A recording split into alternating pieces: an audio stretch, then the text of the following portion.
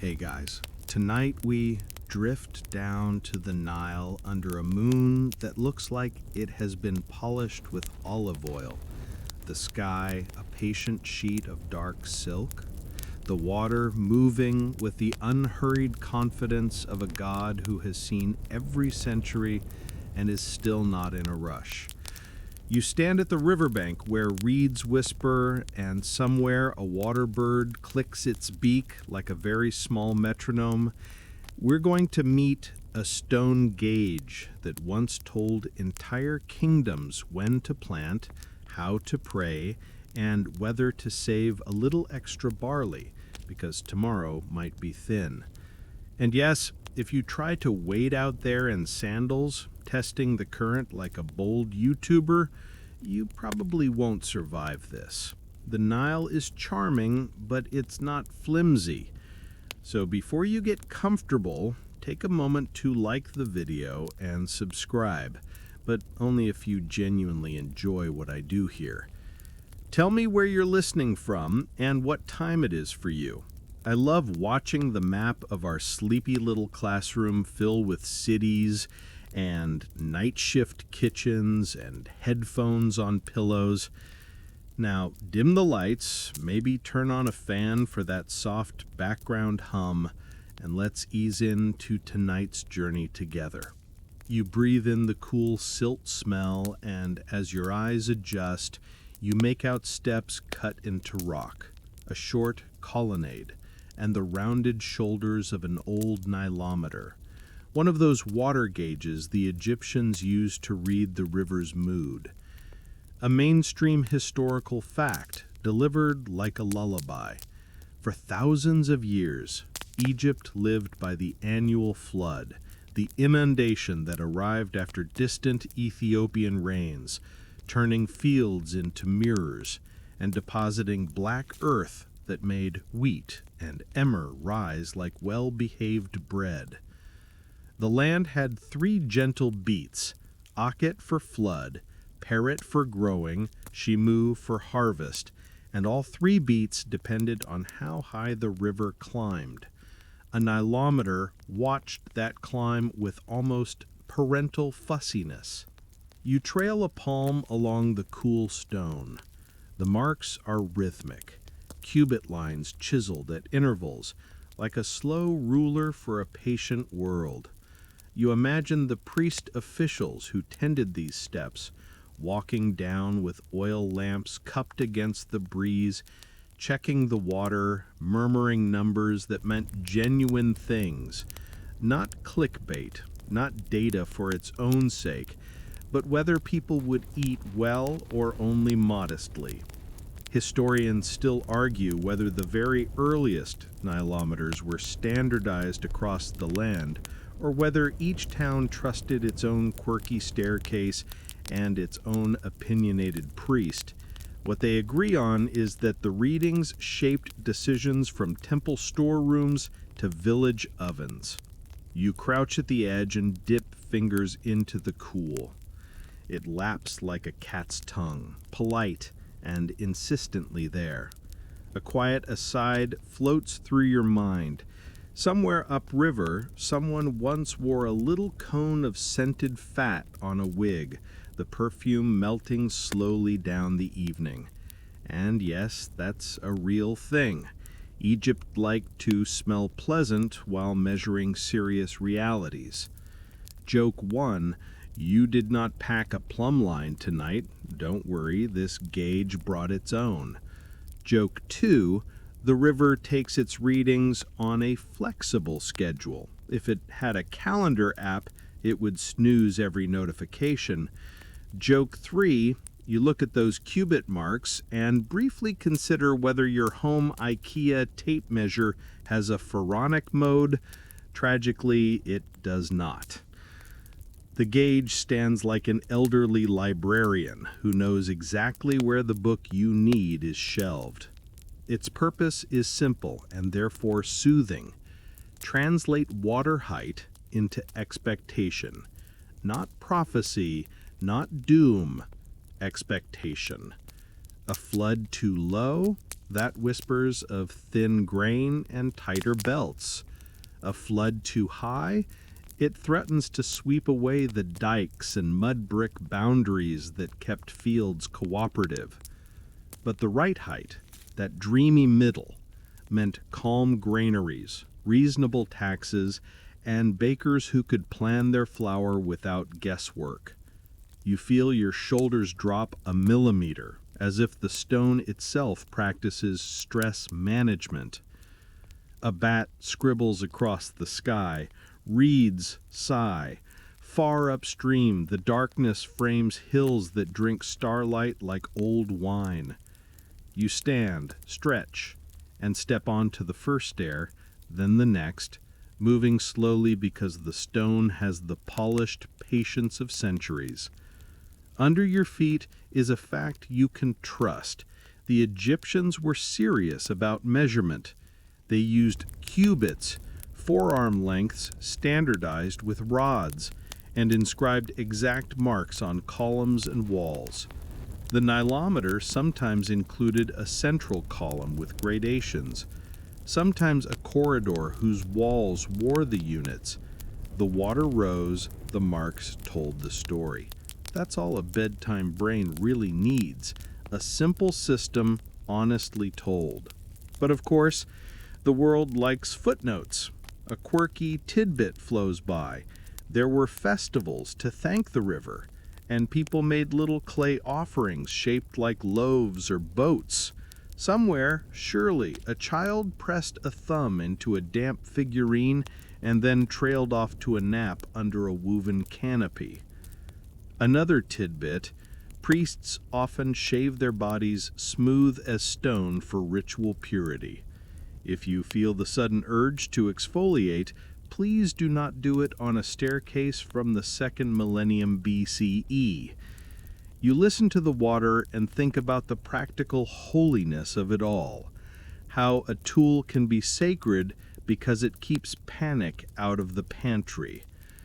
Your lamp, let's pretend you carry one, throws a golden oval onto the wet face of the gauge.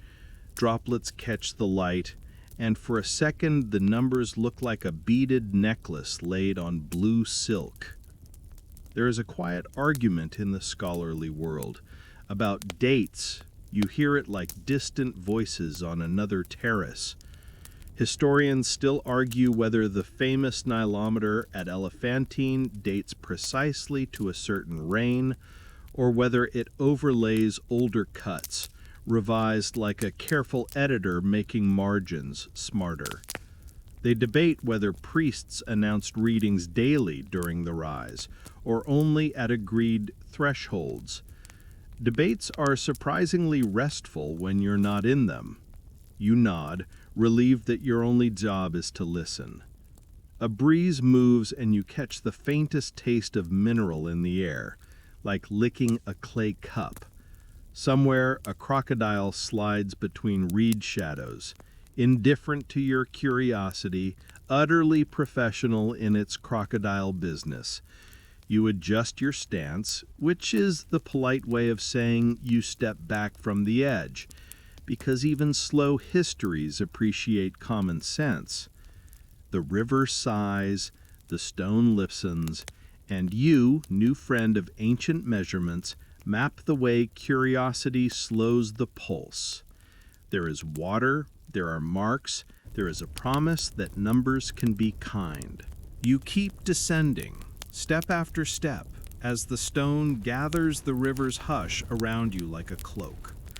The marks along the wall are steady, and you begin to hear them as breath marks, pauses in a long, patient sentence the Nile repeats every year. Akhet, Peret, Shamu, flood, growth, harvest. The names move through your head like 3 calm bells, and you time them with your own inhale and exhale. Flood as the inhale, growth as the gentle hold, harvest as the slow exhale.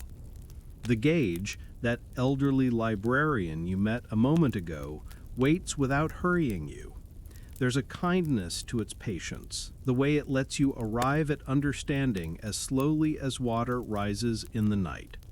You reach a ledge where a priest once stood to read the river, his lamp turned so the flame wouldn't quiver. You imagine him tapping the central column with a reed pen and calling out a height that sounds ordinary, but is everything. A mainstream historical fact settles into place without fanfare. The Egyptian civil year counted 12 30-day months and then added 5 extra days, the epigomenal birthdays of 5 gods, to keep the book of days balanced. Those months threaded through the 3 seasons, and the Nilometers' numbers helped anchor which rituals would breathe when. The river, in other words, was a calendar that showed its face. Your fingers find a worn cubit mark. You picture the measuring rod itself, a polished arm's length subdivided into palms and fingers so a royal standard could travel from workshop to workshop. Measuring a river with a unit based on a human arm feels tender, like telling a landscape we will know you at the scale of our bodies. Historians still argue whether the royal cubit stayed perfectly uniform across dynasties or whether minor variations appeared like dialects of length from region to region. Either way, here the language is clear. Each line you trace is a sentence about barley and taxes, about boats and bread, and how loud the ovens will be in 6 months. Beside you, a trickle curls into a niche where, once upon a season, a scribe kept tallies on a wooden tablet smeared with dark wax. You half expect him to tuck his stylus behind his ear and remind you not to smudge the line. There is a pleasing choreography to this routine. The priest reads the height, the scribe records, messengers trot along levees to announce the news, and households adjust their plans. Low levels? Plant hardy barley first, maybe thin the beer a level. High levels? Shore up banks and be patient with the ferry schedule. The numbers pull quiet levers in villages you can't see from this stair. Your smartwatch, which insists on narrating your life, keeps asking if you're starting a swim, and the Nile politely declines to pair. You smile at your wrist and then at the stone, which does not require charging and keeps perfect watery time. Somewhere in this system there is the ancient equivalent of a spreadsheet, and it definitely has a column labeled Cubit Notes, full of tidy tick marks and the occasional doodled lotus. Relaxing, isn't it, the idea that a few careful figures might carry a whole countryside into a calmer year? You tilt your face toward the slice of sky above, where the star Saurus, Sirius, once rose hyliacally to announce the inundation's approach like a bright messenger.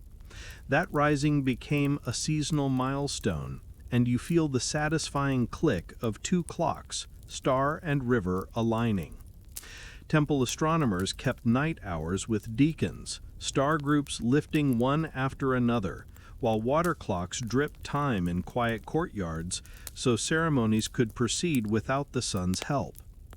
The rhythm is unhurried, a community letting the heavens pace their prayers and the river pace their bread, each pulse soothing the other. Because every choir needs a triangle with flair, a quirky tidbit rings in. Some households wore protective amulets shaped like tiny hippos or fish to invite calm and good flooding. A silvery tilapia charm might hang near the doorway where sandals dried.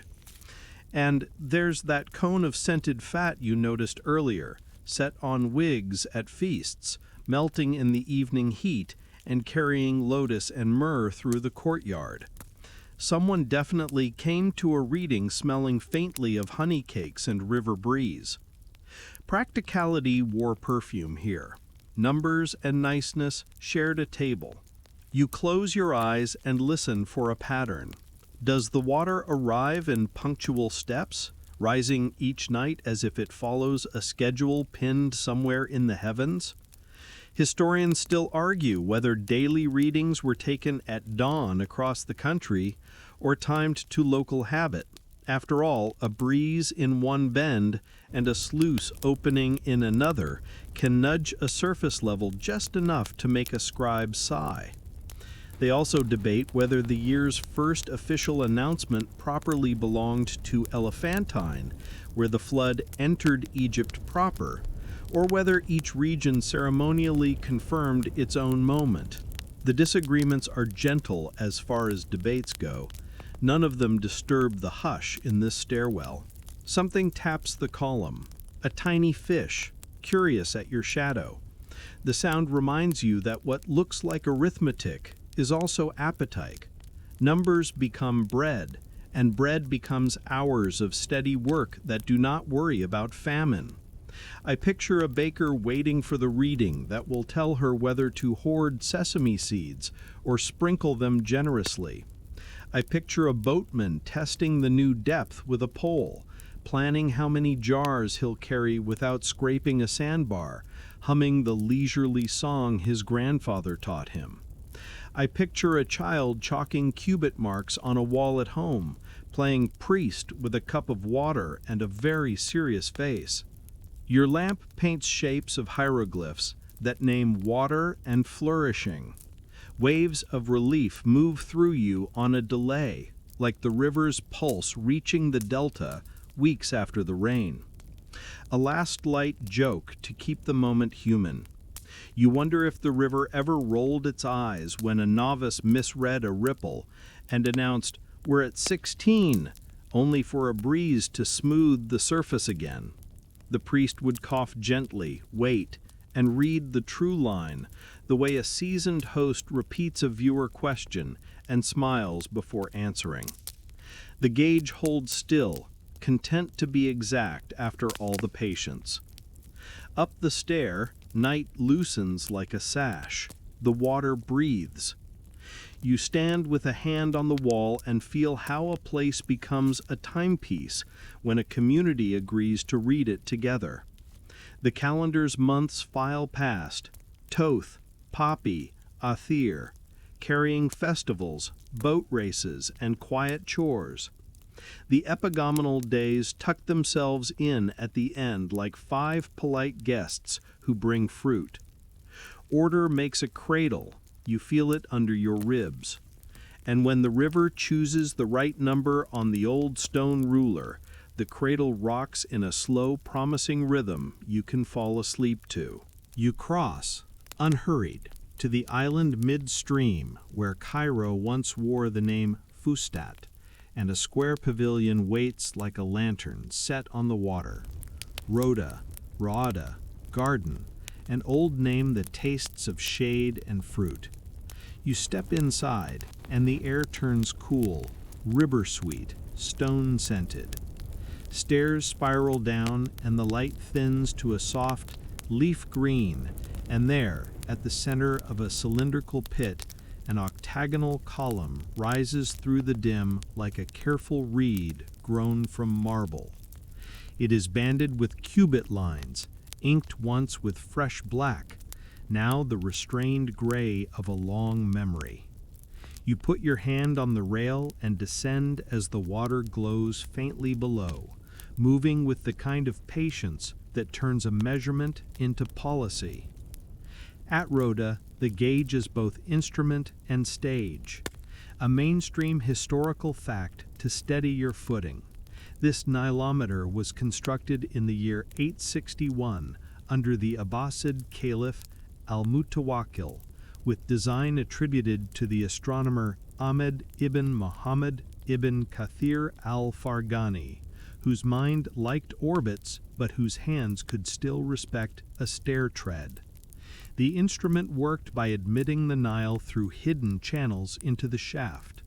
The central column, precisely graduated, offered the reading, and officials recorded the height in cubits before sending word to chancery and market. High enough and steady, and grain barges would be released from royal granaries. Too low, and taxes would be remitted or delayed to keep bakeries from going quiet. You can almost hear a vizier's pen pause, waiting for the priest-reader's number.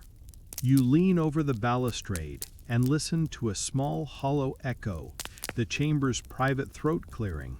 Then take the last steps to the water's edge, where the octagon's base drinks the river. The marks are exact, the kind of exact that relaxes every overthinking corner of your brain. Here is the deliberate beauty of an 8-sided column. Every face catches light differently, reducing glare, taming reflections, and, this is the quiet brilliance, giving multiple sight lines so a reader can double-check the meniscus from more than one angle. You smile because the octagon is basically a courteous stop sign for water. Please pause here. Be seen. Be counted. Joke 1 complete, the column does not object. On the walls, faint Kufic calligraphy curls like waterweed. Verses about water as life, rulers as stewards, the Nile as both mercy and test. You read with your fingertips more than your eyes, and the stone returns the favor by cooling your pulse. A caretaker in your mind's theater adjusts a lamp and smooths a ripple with a practiced patience, then tilts the flame to reduce reflection. You can tell this place once hosted announcements. Somewhere above, a crier rehearsed the numbers that could calm a market before dawn. When the reading reached the blessed benchmark, 16 cubits in many periods, the word went out the way steam leaves a kettle. A sigh through the whole city that meant bread queues would be reasonable and tempers unexciting. You crouch to study the unit marks and run into a deliciously nerdy wrinkle. A quirky tidbit for your inner measurement gremlin. Medieval administrators in Egypt sometimes distinguished between different cubits, the royal cubit, the black cubit, even a legal cubit, each whispering slightly different lengths with big downstream consequences. The black cubit's very name may nod to Kemet, the black land of fertile silt, or to the dark wood or stone used for standard rods. Either way, a hair's breadth on a ruler could ripple into taxes, canal schedules, and the price of sesame at the bakery. Historians still argue whether the calibrations used at Rhoda preserved a pharaonic measure, shifted under Abbasid administration, or mixed conventions with pragmatic cheerfulness. They also circle, politely, around whether al-Farghani personally set the gradations or supervised a first-rate team who did. The debates are warm tea, not thunder, and you sip them without hurry. The chamber amplifies small sounds. Your breath becomes company. You imagine the office above, the Diwan, unrolling documents, plotting the city's seasonal math. Numbers walk upstairs and put on clean sandals marked policy. If the column says the flood is rising with dignity, the canal gates wait. If it proclaims a stingy river, the treasury uncorks relief. And if it hints at recklessness, levee crews get extra bread and the ferry schedule grows philosophical. You can almost hear a clerk's murmuring in measured tones that belong to serious people who also, incidentally, enjoy a good honey cake. Joke 2 floats up, gentle as a lotus. You resist the urge to ask the column for the Wi-Fi password. It only gets full bars during flood season. The architecture nudges you to trust it. The pit's diameter, the position of inlets, the protective grill work that keeps wandering logs from banging into policy, all of it says, we have met turbulence before, and we prefer legible water. Overhead, the pavilion once wore a dome. At certain hours, a shaft of light must have found the column and turned it for a brief time into a sundial, hiding in a well. You look up and, for a moment, imagine an official lowering a plumb line to steady a reading. The plumb bob swings, shy before an audience, then settles, as if remembering its lines. Joke 3 bows. Standing hip to stone, you let modern life sigh out of your shoulders. The colonnaded entry you walked through was not simply an aesthetic choice. It created a transitional hush where messengers would wait for the reading that determined food prices, wages for levee crews, and whether to proclaim small remissions that felt like the government remembering your name. A mainstream fact settles in. Pre-modern Cairo hinged these decisions on the rota reading, and courtiers timed public announcements to manage expectation, opening the great Khalij Canal when levels promised an orderly inundation. The city's theater loved a good cue. You brush a fingertip against a carved numeral and feel the baked-in clarity of long practice. Remember the scented festival cones from earlier? Down here, the perfume is cooler, river, limestone, a hint of lamp smoke, but somewhere above, a priest probably carried lotus on his sleeves while translating inches into calm. A clerk's wax tablet waits, an abacus of days. You picture a table of columns, cubit, canal, granary release, tax remission, bread price, and, because you're allowed one tiny pun while half asleep, ardeb allotment, that old grain measure whose name your yawning brain reads as ardeb, as if a spreadsheet cell sighed. You forgive yourself. Spreadsheets and sleep are natural allies. Water dimples, then smooths. The column holds its line. You press your palm to the rail and think how rare it is for a community to build a building whose entire job is to tell everyone to breathe.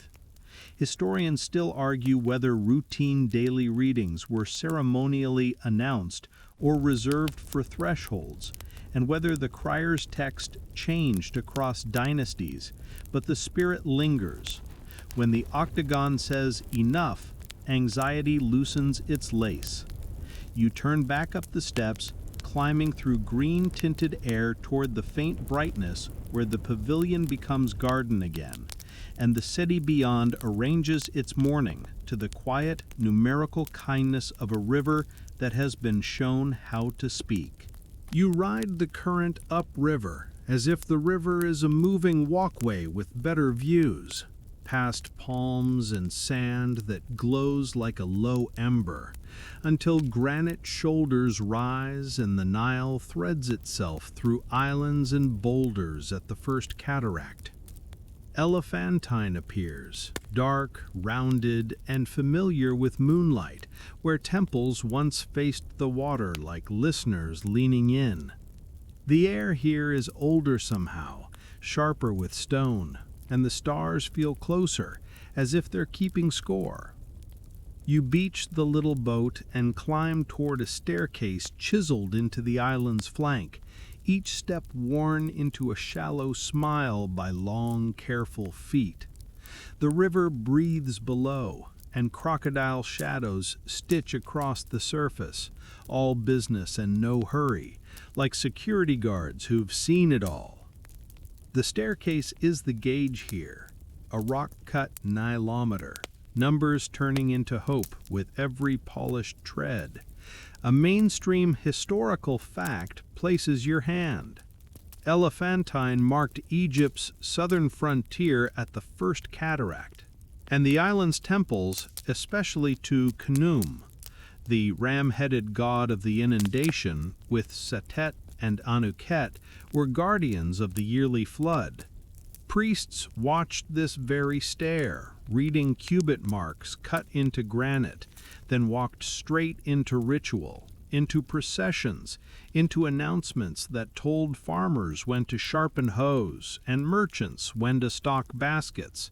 Your palm finds a groove at knee height where an officiant might have steadied himself while leaning in to catch the glimmer of the meniscus. Granite keeps its cool even when the air forgets itself, and you feel that calm crawl up your wrist. The marks along the wall are tidy as stitches, cubit divisions, small notches, occasional numerals that seem to approve of your sincerity.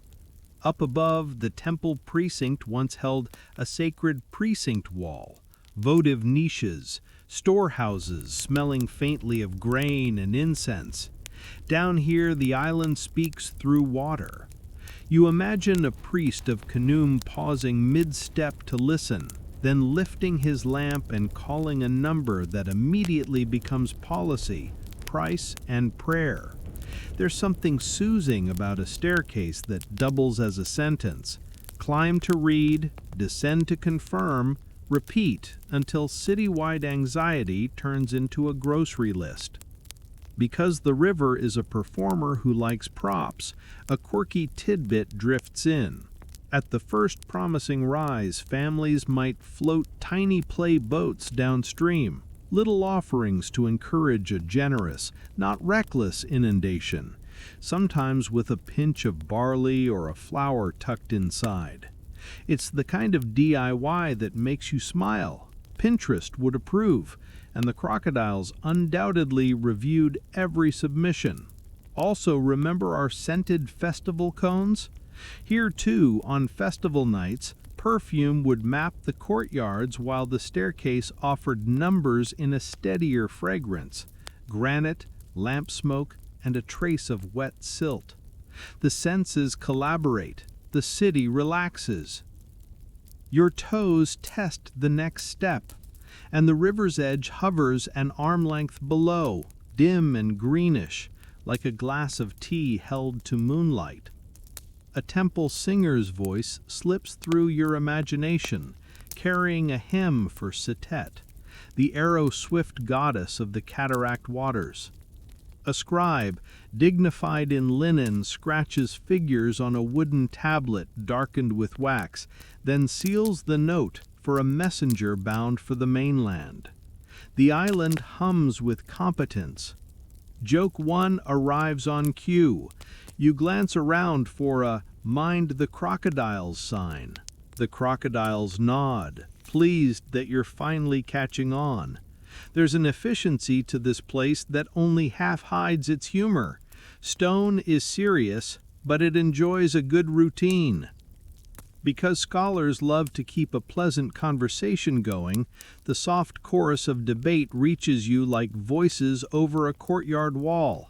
Historians still argue whether this elephantine Nilometers' earliest cuts go back to pharaonic times and were later regraded in the Ptolemaic and Roman periods, or whether the truly functional calibrations you see now mostly belong to those later eras.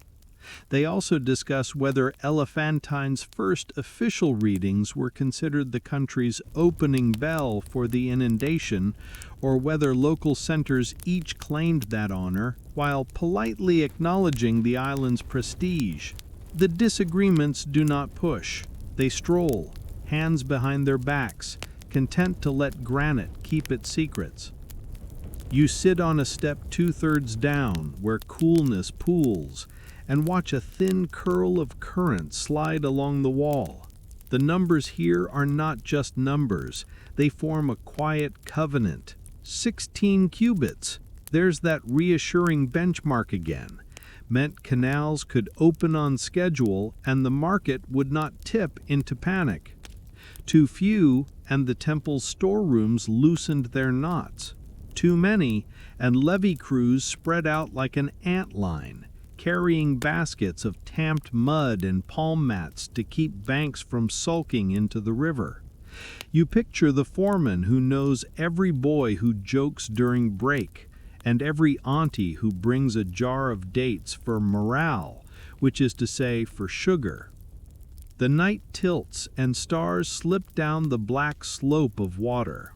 You hear a hollow thrum somewhere upriver, perhaps a boat touching a log, and that sound reminds you of a buried drum. Elephantine's granite quarries supplied obelisks and colossi to cities downstream. The unfinished obelisk sleeps nearby in Aswan's bedrock like a whale paused mid-breach. That's the mainstream fact's cousin, politely waving from the quarry.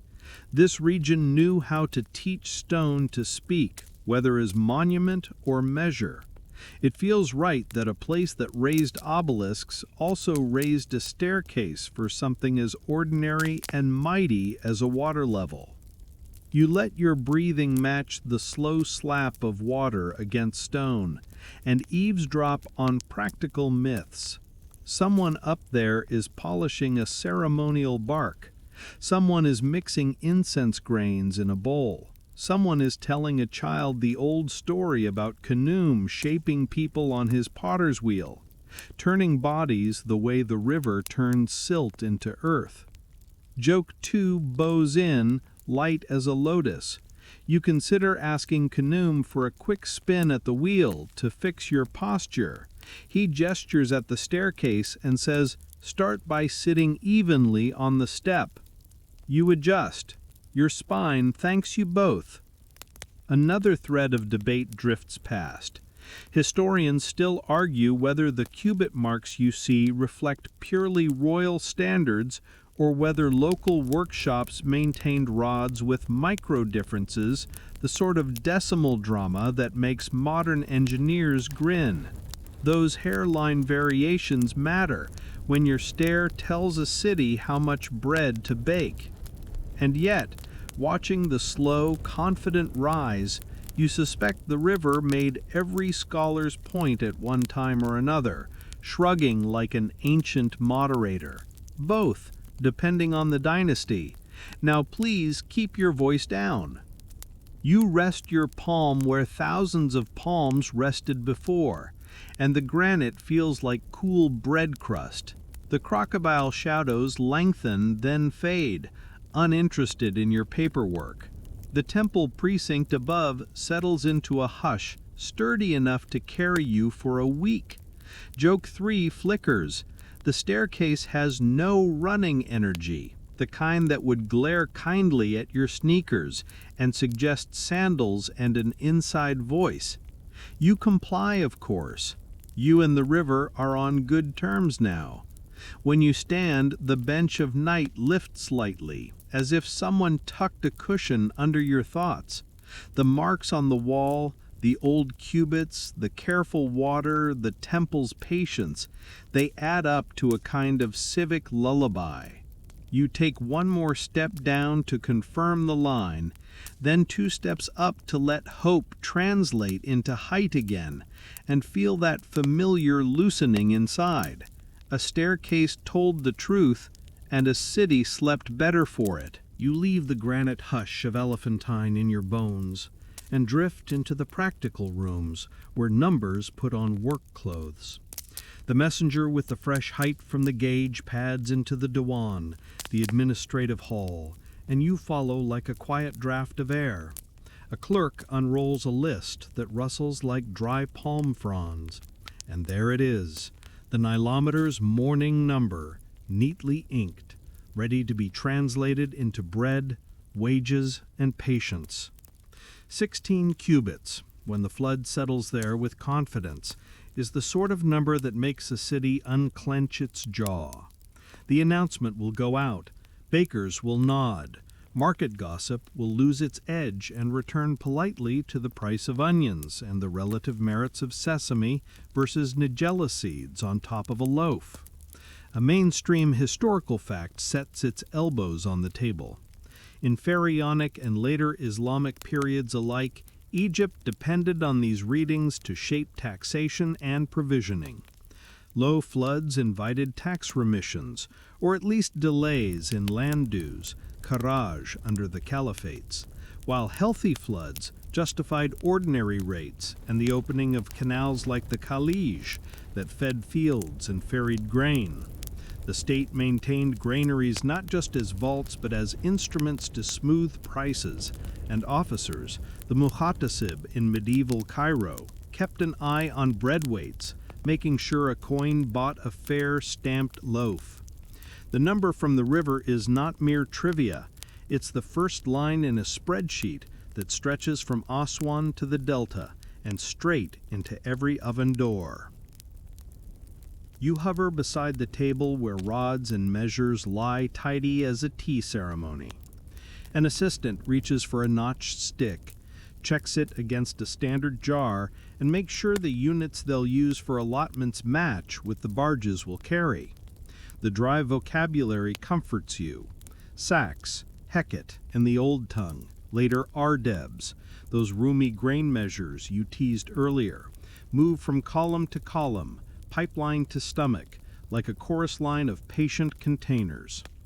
Historians still argue whether the famed perfect 16 was a fixed legal benchmark across dynasties, or more of a rhetorical sweet spot that shifted with recalibrations to cubits and local canal conditions.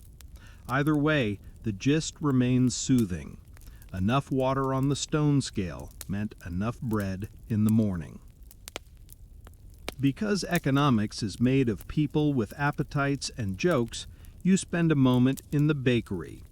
Dawn has barely cracked, but the oven is already awake, exhaling warm, sour barley breath into the lane. The baker waits on the crier's announcement, because today's dough weight depends on the reading. Generous flood season allows a generous loaf. She snaps a stamp into a flat round. Official seals existed to guarantee size, and slides it into the hot, dull glow. A quirky tidbit to butter your brain. Some bakeries use distinctive stamps, not only for regulation, but as proto-branding. Imagine a tiny lotus or fish pressed into the crust like a sleepy logo, so your favorite loaf could find you in a crowded market. The stamp whispers, measured, fair, utterly bred. Numbers climb ladders beyond ovens. The tax clerk translates 15.5 into, please send notices to the districts. Dues will be eased. Canal crews get extra rations. Prices to be watched. Below 12, that's worry. A serious, temple quiet worry that summons the storerooms and has officials writing the levies counting breaches. Above 19, that's not triumph. That's a polite panic about banks and houses and ferry landings. A city can drown in too much as efficiently as in too little. The beauty of 16 is that it is boring. Boring like a good night's sleep. Boring like a budget that balances. Boring like a bread queue that moves with small talk and no elbows. You step into the cool shade of a granary hallway and listen to grain whisper down a chute. Cats lounge like silk punctuation marks across sacks. The staff swears they keep the mice honest, which is admirable public service and very on brand for Egypt. You nod to a tabby who blinks like a minor official. Joke 1. You consider paying part of your taxes in purrs and good vibes. The clerk accepts the purrs, declines the vibes, and circles a number with dignified affection for arithmetic. Joke 2. Someone suggests an ad-free bread subscription, extra sesame, fewer announcements, but the muhataseb shakes his head. Fair weight for all, best enjoyed with public service radio levels of drama. Joke 3. You picture the river as the original economic influencer, posting one height a day and letting the comments section either mellow or melt. Out on the quay, barges rock ready to move grain from upriver storehouses. A foreman compares the Nilometers reading to the draft marks on hulls. Depth is bread's quiet cousin. The number dictates how many jars a boat can carry safely, where sandbars sulk, when to schedule a night run by lanterns and star paths. Your shoulder loosens with the elegance of it. One line read from water unlocks decisions from ferry slips to market stalls. This is what governance looks like when it wants you to sleep. Measure, announce, adjust, repeat. Back in the Diwan, a scribe sprinkles sand on fresh ink. He copies the reading onto slips bound for mosque pulpits, for the governor's gate, for the bazaar where money changers will adjust their rates with unruffled faces. Historians still argue whether remissions and bread price controls were triggered automatically by precise thresholds or negotiated case by case with a hefty dose of human judgment. They point to edicts in different reigns, to diaries that complain of thin loaves one year and generous alms another. The debate has the gentle energy of a bakery queue. Everyone's patient because everyone knows the oven is hot and the loaves will come out when they come out. The crier steps into the lane. You feel the city lean an ear. He names the height, his voice steady, not theatrical, and ends with the customary phrase that means, in essence, prepare calmly. Doors open. Cooks untie jars. Farmers upriver hear echoes of the same and glance at dikes they shored in the spring. Merchants make a note in the margin. Sesame prices steady. Fig prices flexible. Beer unchanged, because frankly, nothing is improved by panicking the beer. You remember the octagonal column in the Rhoda shaft and the granite steps at Elephantine, and how each fed a single number into this moment. You remember the scented cones which, in your memory, melt courteously off wigs and onto policies. The whole apparatus, stone, water, ink, bread, makes a cradle for ordinary days. You could curl up right there on the cool tile and nap under a tally of RDEBs like a child under star stickers. 16 cubits means more than depth. It means this: tomorrow you won't need to barter your patience for a loaf. You can save some patience for the small dramas, finding your sandals, remembering where you left the reed pen, negotiating whose turn it is to sweep the step. The big drama, the flood, has chosen a middle, boring as a lullaby, and twice as kind. You step out of the Dewan's cool arithmetic and into courtyards where numbers learn to sing. The temple doors breathe out resin and faint cinnamon, and torchlight combs the stone with warm fingers. A lector priest unrolls a scroll, clears his throat, and you hear words that have traveled farther than caravans. A hymn to Happy, the Nile personified, bringer of food, maker of good things, a mainstream historical fact tucked into melody. The hymn is not a weather report, it's an attitude adjustment. The Nilometer has given the figure, the choir gives the feeling. Hearing praise for the river right after hearing the reading is like adding a soft blanket to a well-made bed. Incense thickens the dusk, and you recognize the scent as kifi, the famous temple blend of resins, wine, honey, and herbs, mortared and rolled into little cakes, then warmed until the night turns sweet. The recipe lived in medical and ritual papyri because it did both, soothed souls and sinuses. Historians still argue whether Kifi's blend produced a true sedative effect, some ingredients can relax the breath, or whether its power was mostly memory and association, a nightly cue that said, "We're safe, prepared to dream." Either way, the smoke drifts like a lullaby you can smell, and you watch shoulders loosen in a dozen doorways as women pause at grinding stones and men lean their poles against the wall.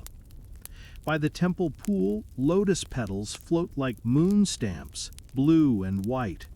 Priests anoint foreheads with oil that remembers water, sweet almond perhaps, or something pressed from castor seeds, so the reading's calm can soak into bones. A quirky tidbit arrives smiling. The blue lotus you see everywhere in art may have been enjoyed less for any dramatic trance, debates are heated and polite, and more as a perfume, a symbol of rebirth, and an excuse to breathe more slowly. Sometimes blossoms were steeped in wine, which is exactly the sort of multitasking you admire in a flower. You touch the cool rim of the pool and feel the way scent and surface co-author a bedtime. In the market lane, households practice retail ritual. A mother ties a fresh wedjot, the Eye of Horus, above the doorway, the protective sign sketched in hastily but confidently, near a tiny amulet of Taweret, the hippo goddess of keeping chaos out of kitchens. A boy dips a brush in black and touches the corner of his eyelids with coal. The gesture reduces desert glare, and another mainstream fact, those carefully prepared lead salts can stimulate immune defenses around the eyes. Practical magic is how families sleep when the river is busy using numbers to plan breakfast. Your inner product reviewer gives tonight's ritual 5 stars for usability. Light incense, hang charm, sleep better. Past a low wall, the lector priest consults a dream book, those collections of nighttime symbols the Egyptians kept as cheerfully as shopping lists. If a cypress tree speaks in your dream, it's one thing. If a cat steals your bread, scandal, it's another. Historians still argue whether these manuals were used casually in households or kept within priestly toolkits and consulted by clients who wanted clarity.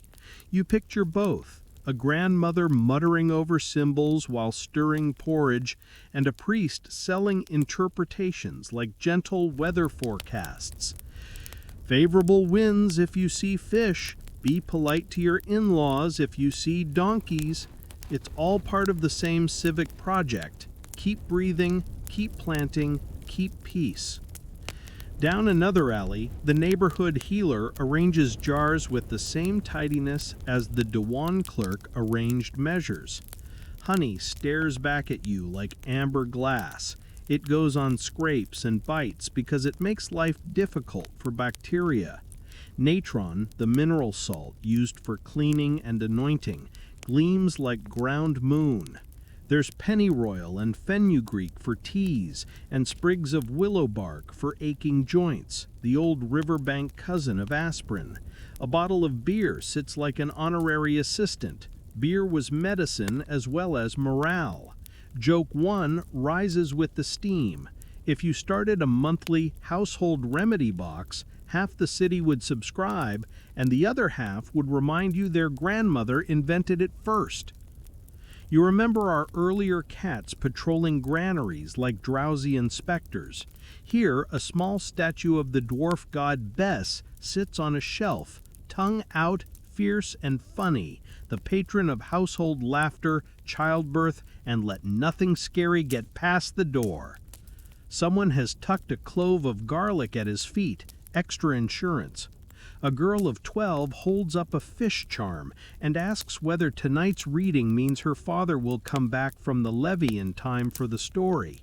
Her mother answers without checking, yes, because the city's heard the number and lit Kiffy and set out oil and sung the hymn. She's not lying, she's rehearsing calm into being.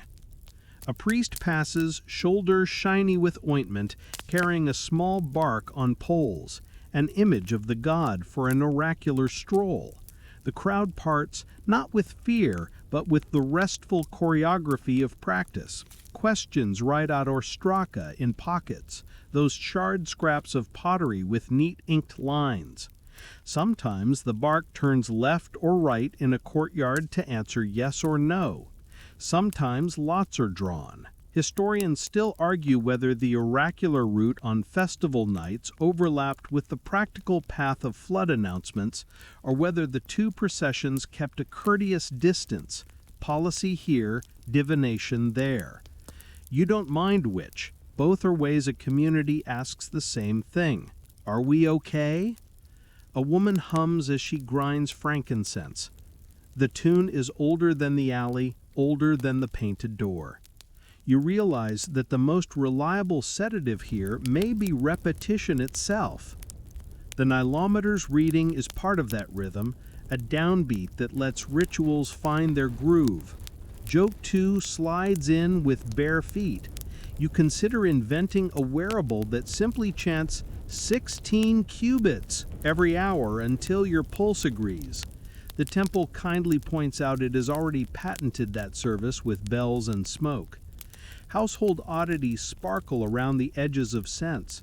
Bread stamped with a fish as an edible amulet for a child's first day carrying water. A twig of sycamore laid under a pillow in honor of Hathor, Lady of the Sycamore. and a clay hippo set on a windowsill to remind floodwaters to behave like a house-trained guest.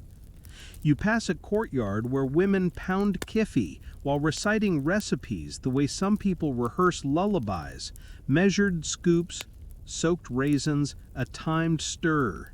Historians still argue whether particular kiffy lists in surviving texts are local house styles or temple standards. Your vote goes to both, because individual hands always edit and the night is delicious.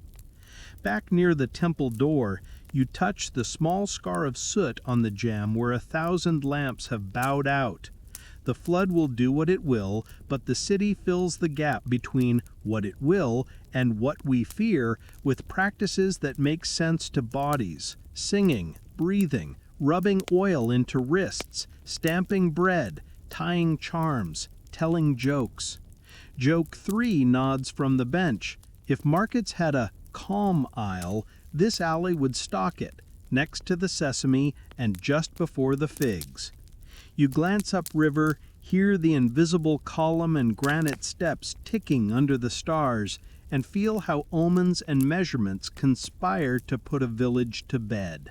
By the time you reach the coast, the air tastes faintly of salt and ink, as if the sea and the scribes share a pantry. Alexandria sprawls like a book left open, Greek letters and Egyptian birds sharing the same margin. You drift along the canal that feeds the great city and hear a voice from a balcony announce the day's quiet headline. The flood level carried downriver by relays of messengers and rephrased in a dozen accents. The Greeks call the river Nilos, stroke their beards, and nod at the number with theatrical solemnity. The Egyptians tilt in air and translate it instantly into bread and fairies. Your shoulders drop because the news is not a drum roll, it's a lull. An inundation reported calmly is a bedtime story for an entire port. A mainstream historical fact steadies your step as you pass under arcades. Under the Ptolemies, those Greek rulers who inherited Egypt after Alexander, readings of the flood kept shaping taxes, canal openings, and granary releases. Under the Romans, the prefect of Egypt still watched the numbers like a ship's captain watches a compass. Greek geographers, think of Strabo walking with his stylus in measured patience, described Nilometers and the practical theater around them. The bulletin you hear now is a descendant of those stairs and columns upriver, a single figure translated into markets, wages, and whether the ferry will run late. You follow the sound toward the agora, where fish stalls shiver with scales and philosophers practice being unbothered by eels. A herald lifts a tablet and reads the number again for anyone who missed it while haggling over olives.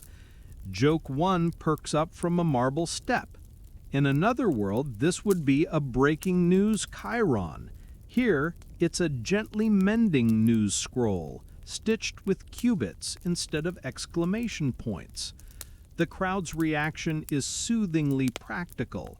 Grain brokers shade their prices a hair.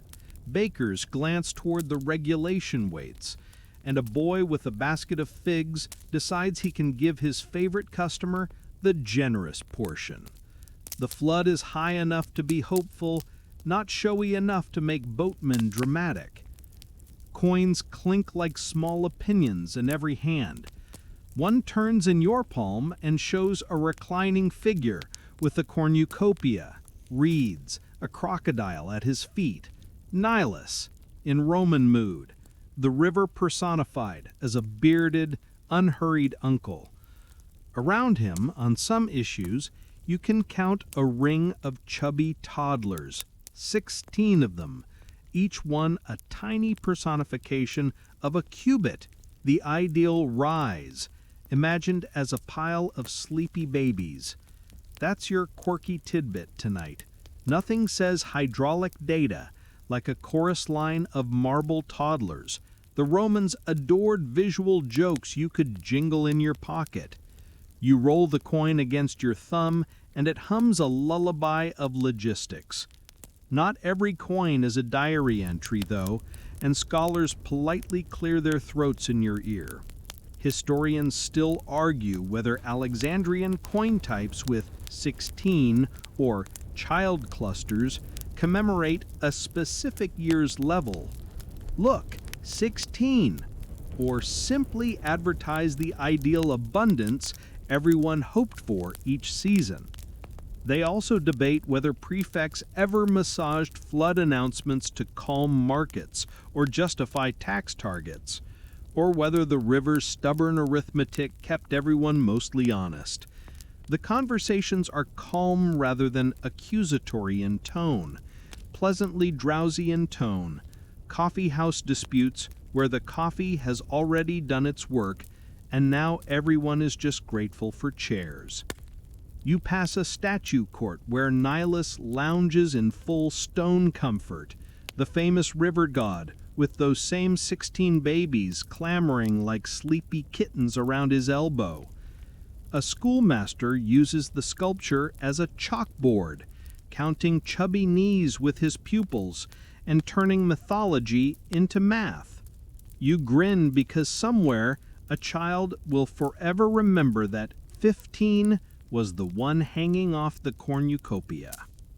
Joke 2 arrives with a laurel wreath and a wink. If Rome could have held press conferences, Nilus would have been the spokesperson. Thank you, esteemed senators. Today's inundation is trending adequately.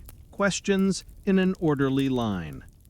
In a shaded colonnade, Greek scribes copy the flood report into letters that will sail to Rhodes, to Antioch, to anyone who fancies Egyptian grain but doesn't want Egyptian surprises. The letters do what letters do. Make faraway people feel present. A merchant teases his friend that the 16 baby year will mean his loaves puff like philosophy. A Roman officer orders extra rations for levee crews in a district with a reputation for show-off waters. A librarian, yes, that librarian, makes a tidy note. Nilos rising as expected. Adjust reading hours for star catalog observers so they sleep more and complain less. You approve of all these choices. The city smells different from Elephantine's granite and the Rhoda shaft's cool lime. Here it's brine and ink, garlic sizzling in oil, tar warming on rope, incense drifting from a shrine of Isis where sailors ask for steady winds. The cult of Isis folds river and sea together, promising safe passage. Her Navagium, the spring festival, will one day float shaven prows with colored streamers along harbors from here to Rome. The mainstream fact leans in politely. Roman Egypt was the empire's grain basket, and the flood levels line drew a faint pencil across the emperor's breakfast as surely as it drew one across a fisherman's. You picture a map of bellies, all calmed by a tidy number read on a stair. Because the city is fond of theater, the governor's office rehearses an old routine. If the number falls short in early readings, a ceremonial appeal to Nilus might be staged, processions, petitions, a public sprinkle of water to remind water to be neighborly. Historians still argue whether these spectacles genuinely altered allocations. Did a dramatic appeal soften tax collectors for a month? Or whether the messengers galloped upriver to confirm the next day's line? You've learned by now that a ritual doesn't need to move the river to move the mood. You watch a money changer hold a coin up to the light and flip it with a practiced thumb. Unboxing video. Roman edition. He smirks at your expression, then slides you a piece with Nilus lying so lazily you can hear him yawn. Joke 3 pads in on sandaled feet. You imagine paying your water bill with a coin that says, "The river and I have an understanding," and the clerk nodding, "Same." The ruinous energy of panic doesn't stand a chance in a city that can turn hydrology into pocket-sized art and a balcony announcement. Even here, among libraries and lighthouses, you feel the upstream places breathing through you. The octagonal column in its green shaft, the granite steps with crocodile shadows, the bakery stamps in kaifi smoke, the best figurine keeping kitchens cheerful, they all travel invisibly inside the herald's sentence. 16 cubits means wheat ships load without drama, fishmongers hum, and philosophers save their sharpest arguments for whether warm figs go better with goat cheese or honey. The bulletin floats like a small boat down every street, and as you walk, your pace slows to match it. Numbers are still doing their old work.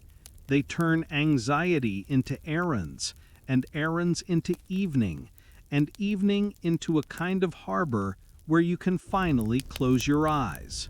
Night in Cairo leans soft against the domes, and you find yourself on a rooftop where the court astronomer keeps his quiet tools, a brass astrolabe that catches starlight like a shallow bowl, a water clock that drips time with the patience of tea, and a slate where numbers are tidied before dawn. You settle beside the parapet, and he shows you how Sirius has already stepped onto the stage, how the deacons climb and bow, how the hour lines on his instrument pucker the sky into something readable. Below, the river glides past the rhoda shaft you remember, that octagonal column whispering its height. Above, the heavens hum a metronome. Between them, the city's calendar finds its gate, and you feel your breath follow. A mainstream historical fact strolls in without fuss. Sultans and governors timed the ceremonial opening of the canal, the Khalij that once threaded through Cairo, to the rhoda Nilometers blessing of a sufficient level, often the famous 16 cubits. When the number steadied there, the court prepared a tidy spectacle called Fat al-Khalij, the cutting of the earthen dam that sealed the canal during low water. A gilded pickaxe would be presented, sometimes to the ruler, sometimes to a favored emir, and a crowd of workers, not the gold, would do the sensible digging while drums and pipes offered a soundtrack for civic cooperation. Joke 1 lands like a feather on your sleeve. The ceremonial pickaxe is the original executive tool, excellent for photographs, rarely invited to meet actual dirt. The astronomer maps the night's appointments in a low voice. Prayer times draw their arcs, the crier's announcement hour gets penciled in, the festival's lanterns earn their moment. He taps the water clock, Clepsida, whose narrow throat lets drops fall into a lower bowl where a scale waits. Each bead of water writes a line only the patient can read. He jokes that his clock never complains about screen time, and you deliver a tiny bow to the universe for maintaining such unthreatening comedy. Around you, the rooftops feel like desks in an open-air office where all the supervisors are stars. News of the reading travels fast, lamp to lamp, gate to gate. The Sultan's palace stirs, and you drift along with courtiers toward the canal's sealed mouth. The earthen dam looks modest in the dark, a lump of patient clay with palm trunks driven across it. A canopy glows with lamps, incense spins. The muhtasib, that market inspector you met earlier, has come to mind the crowd as if minding a loaf. Women balance trays of sesame cakes, boys wave palm fronds, cats perform surprise inspections of everyone's ankles. The astronomer leads the official time, and the Nilometer leads the official mood. When the signal comes, the Sultan steps forward. quiet gravity, measured thanks to God and river, a glance upriver that includes every baker and boatman in its radius. A quirky tidbit steps delicately onto the scene. Some medieval accounts mention casting a doll or figure, the Bride of the Nile, into the water as a theatrical relic of an older tale. In other neighborhoods, paper boats pricked with lamp wicks glide along the bank, a fluttering constellation for the river to wear. Whether wax or paper, the gesture reads as bedside ritual at civic scale. Here is light, here is gratitude, here is a wish for gentleness. Historians still argue whether that bride ever began as a human sacrifice in pharaonic times, or whether the entire story is a later legend that medieval writers like to retell with dramatic eyebrows. Either way, the modern echo tends to be a symbolic token, not a terror, more lullaby than rumor. When the dam is opened, the canal sighs awake. Water, shouldered for months, finally accepts the invitation and slides into the channel, shoulders brushing baked clay, lantern flames trembling at the edge with polite excitement. Musicians switch from throat-warming scales to melodies that know how to step around people's toes. The Sultan's officials toss coins and sweetmeats with the same studied nonchalance you saw on Alexandrian money changers. You catch a sugar almond, and it tastes like somebody baked relief into a pebble. Joke 2 drifts by, wrapped in cinnamon. You imagine the court's calendar invite, subject, please make river happen. Location, everywhere. Notes, bring lantern. Your astronomer friend, not much for crowds, walks you to a quieter bend where the canal meets the larger river. He points north where the current will tug the water into streets and gardens that needed it to breathe. He sketches the rest of the season with his finger on the air. A few days for the initial rush, a week for the fields to settle into their mirrored selves, weeks more until the surface falls and land reappears in green. He keeps another fact supple and nearby. Mosque timekeepers, the Muwakkats, use instruments like his, plus geometric sundials chalked on walls to pace prayer and, by extension, workdays. People sleep better when hours behave. You pass a booth where lanterns hang like tame moons. A vendor sells a small paper fan stamped with water lines, a souvenir Nilometer for those who cannot sleep unless they own a ruler. Remember the bakery stamps? The fan shares their spirit, proof that good governance loves an emblem. Children run with the fans pretending to read each other's heights. You're at 16, you may receive 2 figs. The parents pretend not to smile and fail wholesomely. Historians still argue whether festival days like Wafa al-Nil carried pharaonic DNA or were mostly medieval inventions draped over practical necessity. The debate is the warm kind that invites more sweets to the table. Incense trails from a nearby kiosk, Kipfi again, cousin to the blend you breathed behind the temple pool, and you realize the whole city is a composite lullaby, stars and drips above, numbers on stone below, sugar and song in the seam between them. The Sultan departs without fuss, his guards perfectly bored in that professional way you admire. Workers tamp the canal's edges with palm mats. A priest and a Qadi exchange nods that mean we will both be needed next week when the minor legal questions about water rights begin. Joke 3 tips its hat. It is a truth universally acknowledged that when water moves, paperwork follows at a thoughtful jog. By the time the last pickaxes rest, the astronomer's water clock has finished its night's syllables. He pours the caught water back into the upper bowl, time recycled if you like that sort of poetry, and takes one last look at the star that announced this season's trust.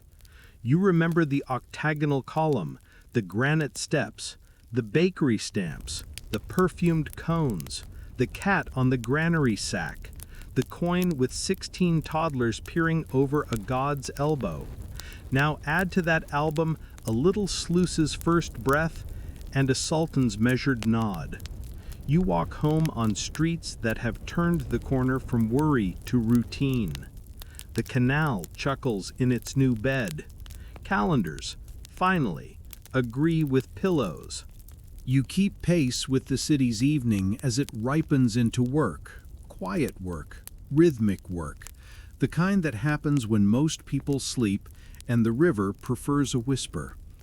A levee path takes you past fields that now look like moons set on the earth, glossy with floodwater where basins have been let to fill. The levee keeper taps his staff along the packed mud, counting by sound, then by feel, reassuring himself that yesterday's repairs are still holding. Over the water comes a creak and sigh in 12-beat time, a sakia, the animal-driven water wheel, turning its necklace of jars to lift river into channels.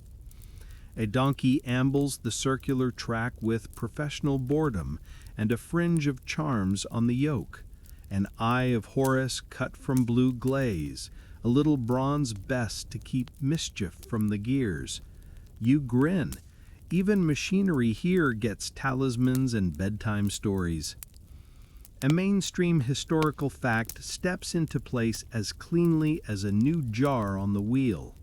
Egyptians have lifted water with the shadoof, a counterweighted pole and bucket, since at least the New Kingdom, and by Hellenistic and Roman times, the sakia was common. Clay pots laced to a belt turned by oxen or donkeys, giving fields a steady drink even after floodwater retreated. The night is a good time for it. Air is cool, animals uncomplaining, channels hungry. The wheel turns, jars rise, tip, and return to the dark, and you can hear how the entire system breathes, river to pot, pot to trough, trough to furrow, furrow to root. The sakia tender checks the belt's tension with the thumb and adds a palm fiber pad where wood meets axle, so the creak becomes a murmur the crops can nap to. A quirky tidbit winks in the lamplight. Some wheels wear little wind chimes or shells near the axle, not as alarms, but as comfort. If the sound is smooth, the wheel is healthy. If it chatters, something needs oil or a bolt of new rope. The donkey, who has heard every chime since foalhood, flicks one ear as if to say the mix is acceptable. Along the canal, a farmer crouches to taste the water, literally taste it, checking for the faint bitterness of field runoff that tells him which sluice to favor first. He glances at your shoes, at the sky, and at the levee keeper's lantern, an entire dashboard in 3 glances. Grain is still king. Emmer, barley, and the flood's height, that merciful number from Rhoda and Elephantine, has already written a paragraph on his week. How long to let a basin stand mirror still before cutting? When to mend the small break at the dike's elbow? Which cousin to ask for oxen tomorrow? Historians still argue whether night rotations for water rights in medieval villages were codified in formal waqf documents or mostly negotiated on the ground with a brew of custom, shouting, and best-level humor. Either way, what you see is a choreography that has learned its steps. A baker meets you halfway back to town because bakers belong to the night. Her hair smells of smoke and anise. She carries an armful of wooden stamps, the same "yes, this loaf weighs what it should" badges you admired earlier, and a wrapped bundle of yesterday's sour starter, sleeping between folds like a coiled cat. Another mainstream fact rises with the steam you can already smell in your imagination. Egyptian bread was overwhelmingly sourdough, the leaven passing from day to day, sometimes even kept as a household treasure. Loaves could be round, plated, or molded in tall pottery cones, and cakes for feast days took animal and flower shapes that made children negotiate whose piece got the ears. She lets you duck under the lintel just as a fresh batch arrives from the beehive ovens, dull red clay, heat like a patient tide. In the corner sits a tray of stamped rounds, some marked with a lotus, some with a fish, others with the name of the bakery to keep the mutasib honest. In the corner sits a jar of date syrup, tonight's tiny luxury if the city's reading remains good. Joke 2 stretches like dough. Your brain, previously knotted, relaxes at the same pace as the loaves rise. Forget therapy. You want 16 cubits and a proofing basket. The baker hums, tips flour with the practiced kiss, and stamps a fish for a child she knows will come early. Outside, along the levee's shoulder, a night watch knots a cord across a lane, not to stop anyone, but to trip the attention. Here is water, here is work. He raps his staff twice for a change of watch, once for a stranger approaching, thrice if a leak is discovered. The code is as old as ladders. A boy trots up with a jar of beer for the sakia tender. Beer, that other Egyptian staple, brewed from malted barley and, in some recipes, from a beer bread baked specifically to be crumbled into a mash. Historians still argue whether the exact strains of yeast that made ancient beer and bread can be reconstructed from residues on old pots. Experimental archaeologists try with enthusiasm, while others warn that modern microorganisms sneak into every lab like cats into granaries. You raise your jar in solidarity with both sides and take a small, polite sip. The donkey takes his union-mandated pause, head down, dreaming of clover. The tender rubs oil into a cracked spot on the harness and adjusts the best charm so it sits square. In a small shed, a woman ties bundles of coriander and carob pods. Tomorrow she will barter them for a handful of extra bread stamps to tuck into a jar in case her brother's field looks thirsty in a lean year. The economy hums where you can feel it. Measures, favors, stamped circles of promise. Joke 3 wanders by with a cat's tail. A tabby reclines on a sack of grain like the acting mutasib, assessing weight by nap quality. Light sacks make for unsatisfactory pillows. Heavy sacks guarantee fair dealing and excellent dreams.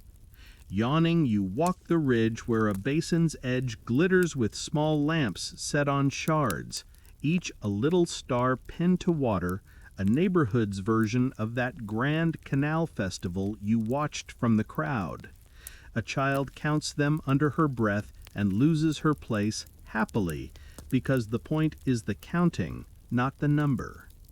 In the field you hear the breathy clunk of a shadoof bucket rising. Whoosh! Settling. Someone sings a call and response to set the tempo. A lanky cousin insists on a faster beat until an aunt reminds him that channels prefer lullabies to marches, and he slows, slouching into the tune like a reed in a mild wind.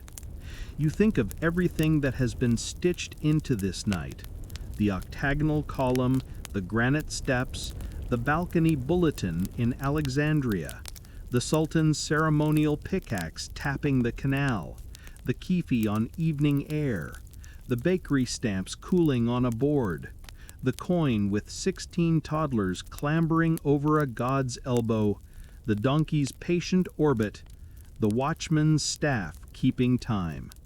The Nilometers number has not left you. It sits inside every gesture like a heartbeat somebody finally noticed. The levee keeper passes once more, staff to stone, satisfied with the sound. When he nods to you, it feels like a signature written on dark water. Attend, adjust, and then please rest. By morning, you pad into a cool room lit by screens, the kind of modern cave where water speaks in lines and colors. A long map of the Nile basin stretches from your left shoulder to your right, blue threads braided with names you can taste. Atbara, Sobat, Blue Nile, White Nile, each reach sending numbers to the board the way messengers once ran with slips of palm leaf. Engineers lean over keyboards like scribes over wax tablets. Microphones murmur.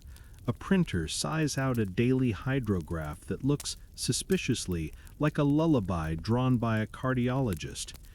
The old octagonal column has become a forest of sensors, pressure transducers, radar level gauges, telemetry stations blinking polite green. And you feel the same hush that held you on the rotostairs. The point hasn't changed. Read the river. Translate height into calm. A mainstream historical fact settles beside your elbow with the weight of a friendly cat. The Aswan High Dam, completed in 1970, quieted the old annual inundation and gave Egypt a steady, regulated river, perennial irrigation, flood protection, and a surge of hydroelectric power that lit apartments where oil lamps once flickered.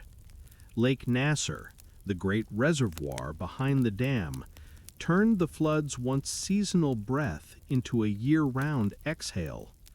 Grain no longer needed to guess the season. Canals carried certainty. You remember, fondly, how 16 cubits once meant sleep, and you can hear a modern echo in the control room's phrase, target release. Boring, blessed targets, the bread of policy. Still, every system keeps its personality. On one screen, the engineer taps a rainfall map of the Ethiopian highlands. Weather there still hums the bass line for everything that happens here weeks later. On another screen, two tidy dots orbit the Earth in a ghosted animation, the Grace satellites, weighing changes in water by sensing minute shifts in gravity, a trick so gentle you can't help smiling. That's your quirky tidbit for the morning. The river gets weighed from space, like a shy patient who prefers not to step on a scale in public. Joke 1 glides in, well behaved. You open the menu on a data dashboard hoping for pharaonic mode, which would replace meters with cubits and add a lotus cursor. Alas, only metric, but the engineers promise to file your feature request. They show you the intake gate schedule, printed with the same tidy rectangles that your baker would admire. Pumps idle or purr. Downstream districts request releases the way villages once argued night rotations at a sluice. Somewhere, a gate opens with the discreet choreography of a kimono sleeve. The lead engineer keeps a wooden cubit rod on his desk as a paperweight, gift from a grandfather who guided tourists down the rota shaft. And when his fingers tap it, you see how old and new shake hands. He tells you, with the patient pride of a man whose job is actually to prevent excitement, that a clean hydrograph is a success. No spikes, no drama, a paragraph of water written in standard font. The room has its jokes. Someone has named the main server Kanoom02 and the backup Satet Standby. There's a sticker on a monitor. This machine runs on coffee and conservative assumptions. Joke 2 bows as it passes. The espresso machine in the corner is basically modern Kaipfi, Same intention, different recipe. Only now the side effect is spreadsheets, not hymns. When a sensor hiccups, a technician walks out with a handheld level stick because even in an age of satellites, sometimes you go back to the stare, the staff, the water's honest lip against a mark. The map glows, and with it, memory.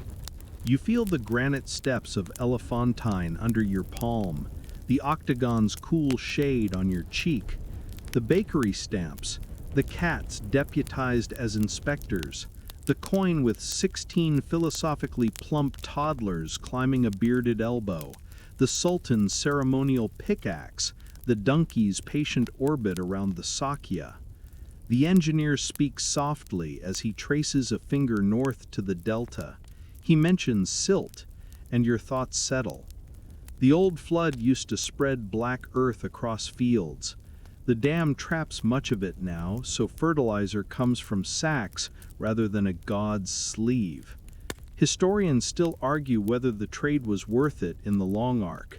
Steadier harvests and light at the wall socket against the loss of silt, the cough of new diseases along slow canals, the way a people's calendar shifted when the river stopped rehearsing its annual thunder.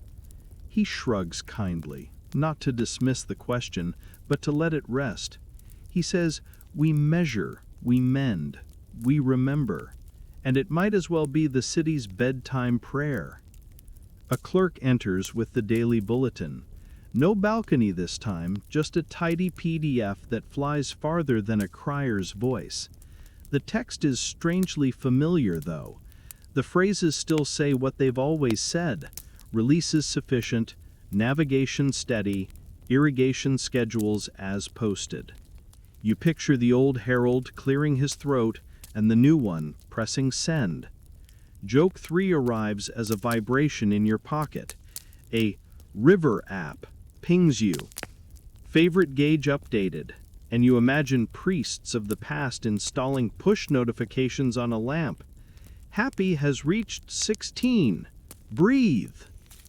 You ask to step outside, and they oblige, leading you to a quay where the river shoulders its way past concrete pylons with the same bored confidence it once wore under papyrus boats. A police launch cores the surface. A fisherman's float bobs with a patience any philosopher would envy. Someone has painted discrete cubit lines on a pier pile, engineer humor. They know you'll notice, and a heron stands beside it, a spectral inspector on stilts. Remember how you deaned away from crocodile shadows? The urban river has fewer reptilian auditors today, but the posture of caution remains, the respectful lean away that says, we love you, but we also enjoy having toes. The sun climbs, the control room opens its blinds. On one wall, a framed photograph shows the rota column, green water licking cubit cuts, a reminder that numbers grew up, but their first teacher was a stone that could listen. You stand there, your palm remembering the weight of granite, your nose remembering kipfi, your tongue remembering beer and date syrup, your ears remembering the donkey wheel's 12-beat sigh. The river continues, unsentimental, generous, legible. You continue too, drifting beside it, learning how a civilization rests when someone checks the water every morning and says, with numbers that have the exact shape of kindness, prepare calmly. And now the screens dim in your memory, and the map unrolls itself into a soft blue ribbon, and you follow that ribbon with the same unhurried gaze you give to a flame in a sheltered room.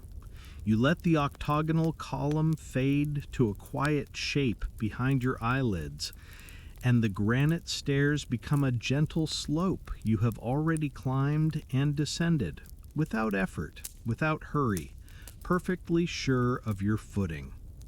The city's announcements soften to a murmur like distant bees, and the bakery stamps cool on a wooden board, and somewhere a cat resettles on a grain sack and decides, with complete authority, that everything weighs exactly what it should.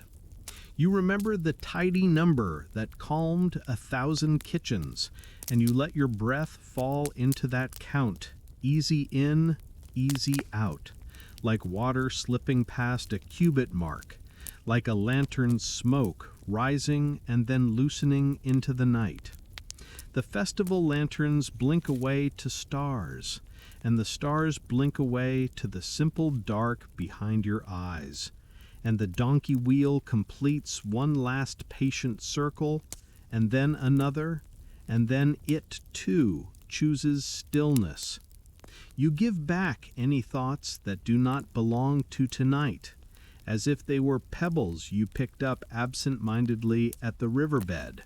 Set them down in the shallows, watch the current place them, and notice with a quiet smile that the surface smooths as it always does. If you listen carefully, you can still hear the river counting for you. Not loudly, not insistently, just the kind of counting that untangles a day, one, another, and another, until even the numbers are simply the feeling of being carried. You are near the water and above it, beside the stone and the sky, somewhere between a temple's cool shade and a control room's steady glow. You are exactly where the city wanted you, fed, unhurried, measured, safe. Let the cubits fade into breaths. Let the breaths lengthen into sleep. The river will keep your place. End of story. Sweet dreams.